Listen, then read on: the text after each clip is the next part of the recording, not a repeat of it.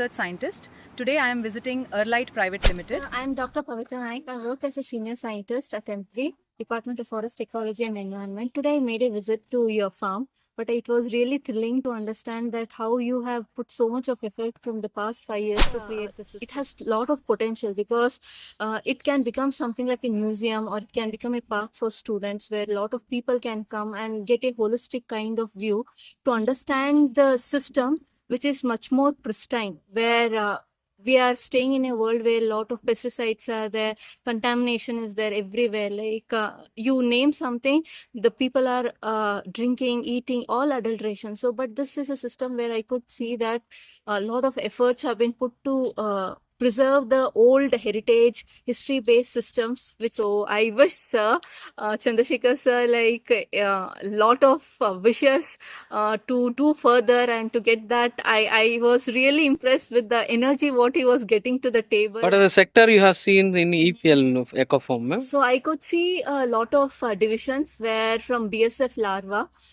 egg rearing is there. So they have used different kind of source unit. Apart from that, like they have introduced the poultry, fighter chicks, and different kinds of breed. I could see that combination of genetics being implemented on the ground and replicate this kind of model to some other places also, so that whole India could also see this kind of vision where everybody is not only we are happy, that even all our systems surrounding every piece of unit which is there on this earth are also happy by implementing this kind of system. How So is our pickle, ma'am?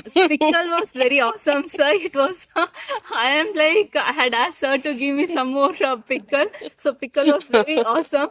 So I felt like it was really nice. Like many of the component what he has introduced here, they are all from the ancient technologies where we have already forgotten what our ancestors have given. So the oil which we get for like 1 kg 400 500 rupees, but tons of kgs of groundnuts are required just to get a few liters of oil.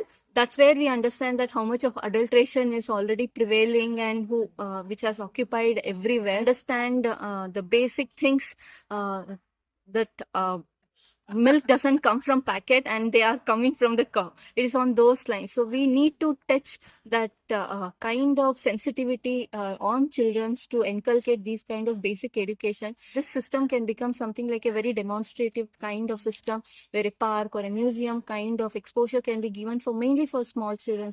It could be a very good education. We are allowing, that's why school children, ma'am. So it's a very good venture, sir.